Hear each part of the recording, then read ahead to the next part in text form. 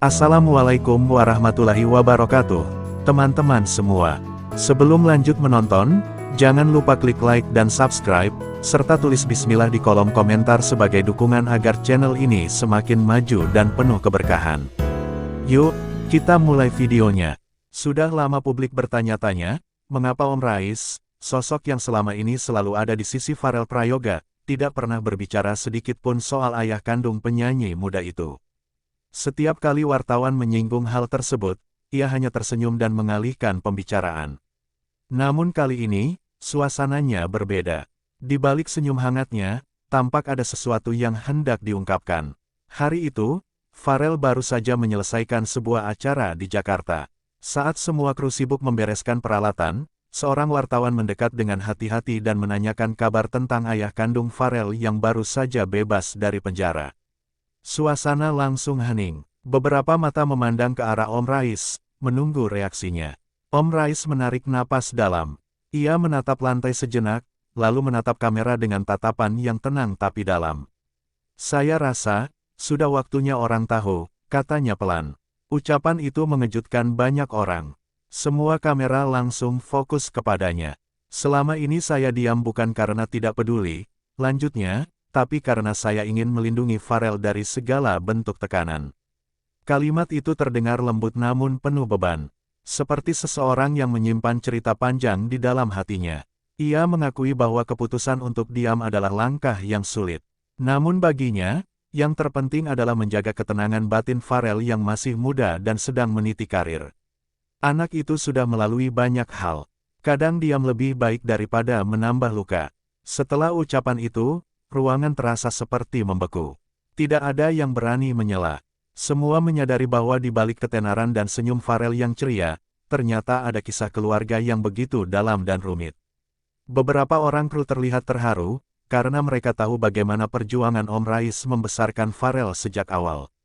Bukan sekadar sebagai manajer, tapi sebagai sosok pengganti ayah yang memberikan cinta tanpa syarat. Namun kini, saat ayah kandung Pharrell telah bebas dari penjara, dunia seakan menunggu bagaimana reaksi Pharrell dan Om Rais. Akankah Pharrell menerima kembali sosok yang pernah meninggalkannya? Atau justru luka lama akan kembali terbuka? Om Rais sendiri hanya berkata singkat, "Kita lihat nanti. Yang penting semuanya dalam niat baik." Kalimat itu menjadi awal dari perjalanan panjang yang penuh emosi dan pengampunan. Dan sejak hari itu, nama Om Rais kembali menjadi pusat perhatian publik, bukan sebagai manajer, tapi sebagai ayah yang berhati besar. Malam itu, setelah semua orang pergi, Om Rais duduk sendirian di sudut ruang tamu. Lampu sudah redup, hanya cahaya televisi yang berkedip-kedip. Di tangannya, ada foto lama, Pharrell kecil dengan senyum polosnya, duduk di pangkuan Om Rais. Ia tersenyum getir. Dulu dia bahkan belum mengerti apa itu kehilangan, gumamnya. Ia ingat saat pertama kali mengenal Pharrell, anak kecil yang lugu tapi kuat. Pharrell waktu itu sering menanyakan tentang ayahnya, tapi setiap kali ditanya lebih jauh, matanya langsung berkaca-kaca. Om Rais tahu, di balik semangat Pharrell, tersimpan kerinduan yang belum terjawab. Ia mencoba menggantikan peran itu, tanpa pernah berniat menyingkirkan siapapun. Hanya ingin memastikan Pharrell tumbuh dalam kasih sayang. Suatu ketika, Pharrell kecil pernah bertanya, "Om, kenapa ayah nggak pernah datang?" Pertanyaan sederhana itu membuat Om Rais terdiam lama. Ia tidak tahu harus menjawab apa. Yang bisa ia lakukan hanya memeluk Pharrell dan berkata, "Mungkin ayahmu sedang berjuang, nak." Seiring berjalannya waktu, Pharrell semakin dewasa dan mulai memahami kenyataan. Ia tahu bahwa ayahnya sedang menjalani hukuman, dan sejak saat itu ia jarang membahasnya. Namun di dalam hatinya, perasaan rindu tetap ada. Om Rais sering kali melihat Pharrell diam menatap jendela di malam hari.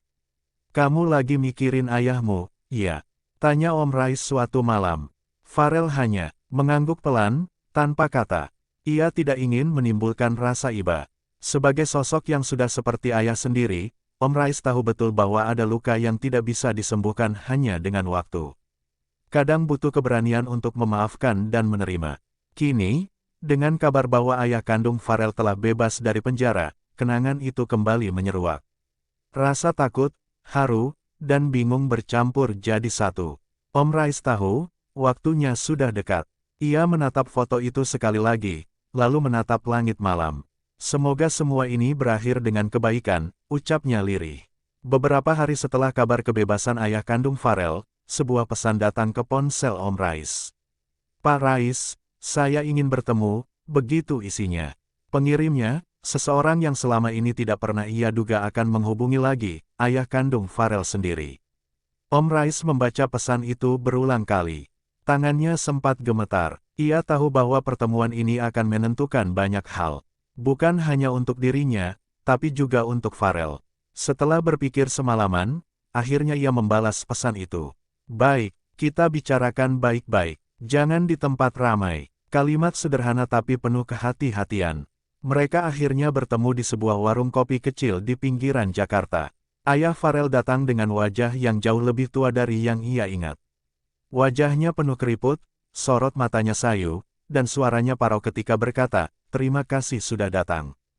Om Rais hanya mengangguk. Tidak ada kemarahan di matanya, hanya keheningan yang panjang. Keduanya duduk berhadapan, saling menatap dalam diam. "Aku tahu aku banyak salah," ucap sang ayah dengan suara bergetar.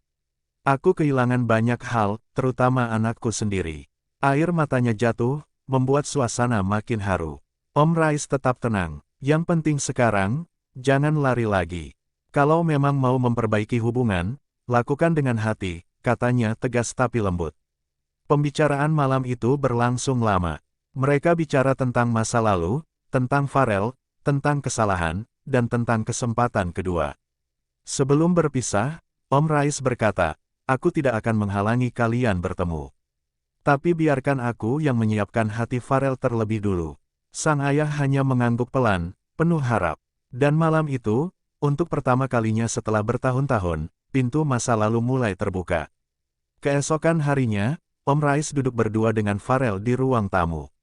Ia memulai pembicaraan dengan hati-hati. "Farel, Om mau ngomong sesuatu yang penting," katanya. Farel yang baru pulang dari latihan langsung memperhatikan dengan serius. "Ayahmu sudah bebas," ucap Om Rais akhirnya. Suasana langsung sunyi. Farel menatap kosong ke depan, seolah kalimat itu belum benar-benar ia pahami. "Serius, Om?" tanyanya pelan. Om Rais mengangguk. Dia ingin bertemu. Hening kembali menyelimuti ruangan. Beberapa detik terasa begitu panjang. Farel menggenggam tangannya sendiri, matanya mulai berkaca-kaca. "Aku nggak tahu, Om. Aku senang, tapi juga takut." Om Rais mendekat dan menepuk pundaknya. "Kamu nggak perlu memutuskan sekarang. Tapi kalau kamu mau, aku akan temani." Malam itu Farel tidak banyak bicara. Ia masuk ke kamar dan menatap foto lamanya bersama sang ayah yang sudah lusuh di dompetnya. Banyak kenangan, tapi juga banyak luka. Ia teringat masa-masa sulit dulu, saat sang ayah harus meninggalkannya karena kasus yang menjerat. Ia masih kecil waktu itu, tapi rasa kehilangan itu menancap dalam. Namun di balik semua rasa itu, ada juga rindu yang tidak pernah padam. Rindu untuk sekadar memanggil, "Ayah," lagi. Rindu untuk bisa memaafkan. Di luar kamar, Om Rais hanya bisa berdoa. "Ya Allah, kuatkan hati anak ini," bisiknya. Ia tahu, keputusan apapun yang diambil Farel nanti, akan mengubah segalanya. Dan malam itu pun berlalu dalam keheningan panjang, malam sebelum pertemuan besar. Yang tak seorang pun tahu bagaimana akhirnya. Hari yang ditunggu pun tiba. Setelah beberapa hari merenung dan berdoa, Farel akhirnya memutuskan untuk bertemu dengan ayah kandungnya. "Aku ingin tahu kebenarannya, Om," katanya lirih kepada Om Rais. "Kalaupun aku terluka, setidaknya aku bisa menghadapinya sendiri." Om Rais hanya mengangguk, menatap Farel dengan bangga. "Kamu sudah dewasa, Le. Om akan ada di sana, tapi biarkan kamu yang berbicara." Ucapan itu menjadi semacam restu dan kekuatan bagi Farel. Pertemuan diatur di sebuah tempat sederhana, taman kecil di pinggiran kota. Ketika Farel datang, langkahnya terasa berat. Tangannya dingin, dadanya berdebar. Ia melihat seorang pria berdiri di kejauhan, menatapnya dengan mata yang sudah basah. "Ayah," hanya satu kata itu yang keluar dari mulut Farel, diikuti tangis yang selama ini ia tahan bertahun-tahun. Sang ayah langsung memeluknya erat, tanpa berkata apapun. Hanya isak yang terdengar, lirih tapi penuh makna. "Ayah minta maaf, Nak. Ayah minta maaf sudah ninggalin kamu waktu kecil, ucap pria itu dengan suara serak. Farel terdiam, hanya bisa mengangguk dalam pelukan itu. Seolah semua duka masa lalu perlahan luruh di antara air mata mereka. Dari kejauhan, Om Rais berdiri diam, menyaksikan momen itu dengan mata yang berkaca-kaca. Ia tahu, inilah saat yang ditunggu, saat Farel menemukan kembali potongan dirinya yang hilang. Setelah lama berpelukan, mereka duduk di bangku taman. Aku nggak pernah berhenti mikirin kamu, nak, kata sang ayah. Setiap malam di penjara, aku selalu berdoa semoga bisa lihat kamu lagi. Farel menatap wajah ayahnya, yang kini tampak menua dan lemah. Aku sudah maafin, ya, katanya pelan. Aku cuma pengin keluarga yang damai, nggak pengin dendam. Kalimat itu membuat air mata Om Rais menetes tanpa sadar. Ia berbisik dalam hati, anak ini sungguh besar hatinya. Pertemuan itu menjadi awal dari sesuatu yang baru, sebuah harapan bahwa luka bisa sembuh, dan cinta bisa lahir kembali dari maaf. Sepulang dari pertemuan itu, suasana di rumah Om Rais terasa begitu tenang. Tidak ada kata yang banyak diucapkan malam itu. Farel hanya duduk di ruang tamu, menatap kosong, tapi kali ini matanya bukan lagi penuh luka, melainkan kelegaan. Om Rais menyajikan segelas susu hangat. Kamu kuat banget, Le, katanya pelan. Farel tersenyum tipis. Aku cuma pengin tenang, Om. Ternyata memaafkan itu nggak sesulit yang aku bayangkan.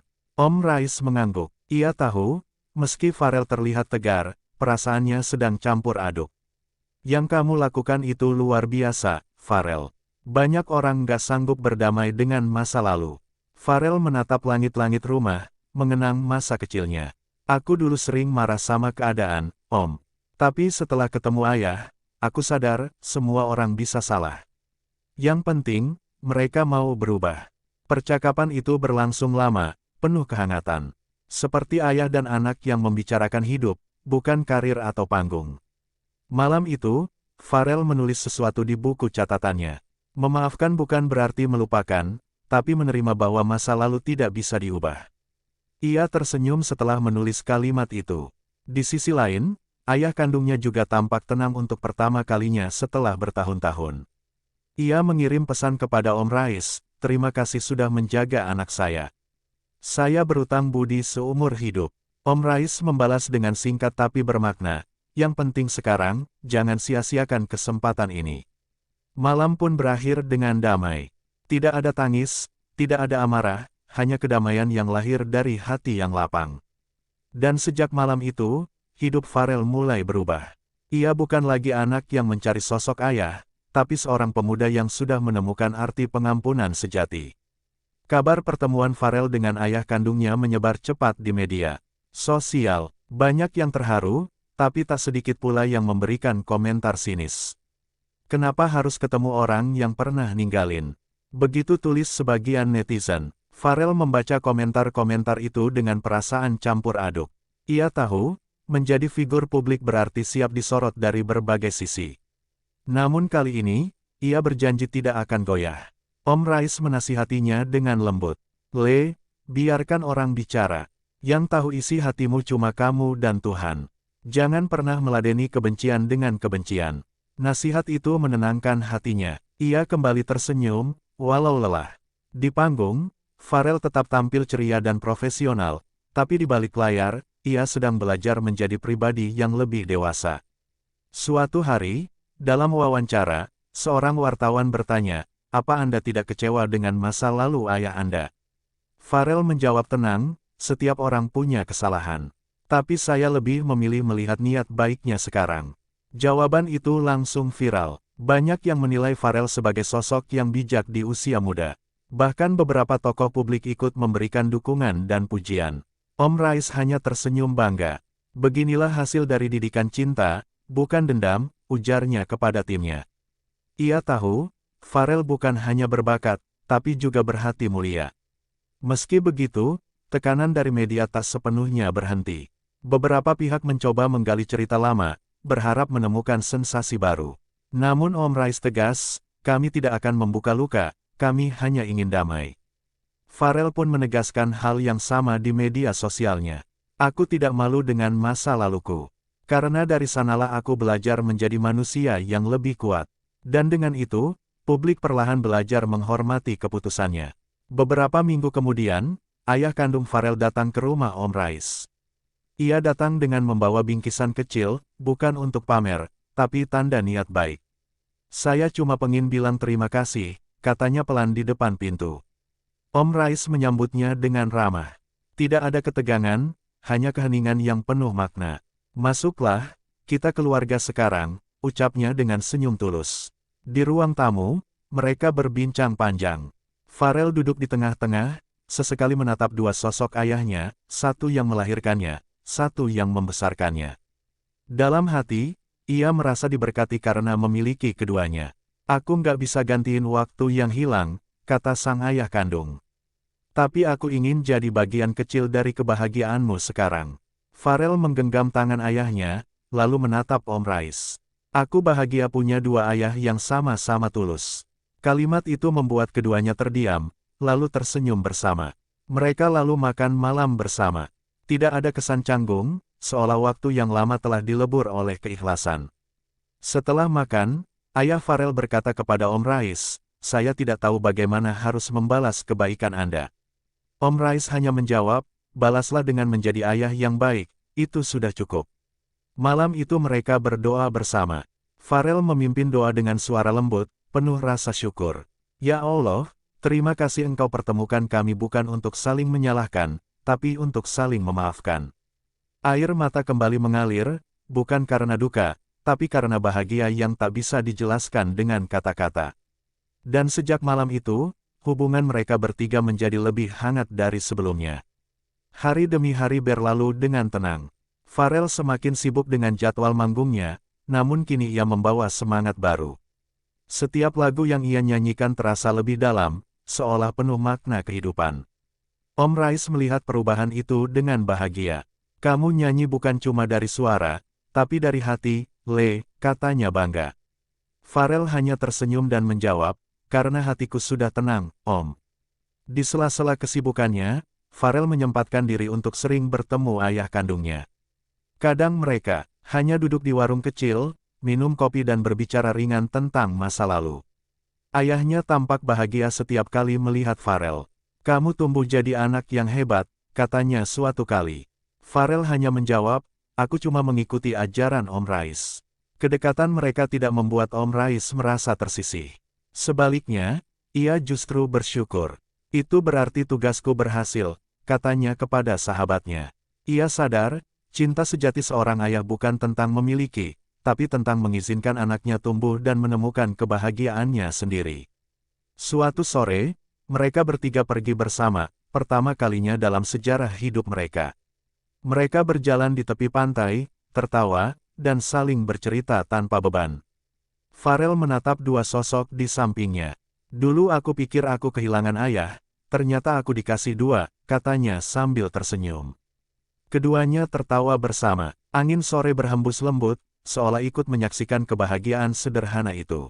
Dan di langit senja itu, rasa damai menyelimuti mereka bertiga, sebagai tanda bahwa cinta dan maaf selalu lebih kuat dari luka. Beberapa minggu kemudian, Om Rais menghadiri sebuah acara talk show televisi. Pembawa acara bertanya hal yang selama ini menjadi rahasia besar, Pak Rais, bagaimana sebenarnya hubungan Anda dengan ayah kandung Farel sekarang? Om Rais tersenyum tenang, hubungan kami baik-baik saja, tidak ada lagi dinding di antara kami. Kami semua hanya ingin Farel bahagia. Pembawa acara tampak terkejut dengan jawaban yang begitu sederhana tapi menyentuh. Jadi Anda tidak merasa tersingi? Tanya host. Om Rais menggeleng pelan. Tugas saya bukan untuk bersaing, tapi menjaga. Karena cinta itu bukan tentang siapa yang lebih dulu, tapi siapa yang tulus. Kalimat itu membuat studio hening. Beberapa penonton menitikkan air mata.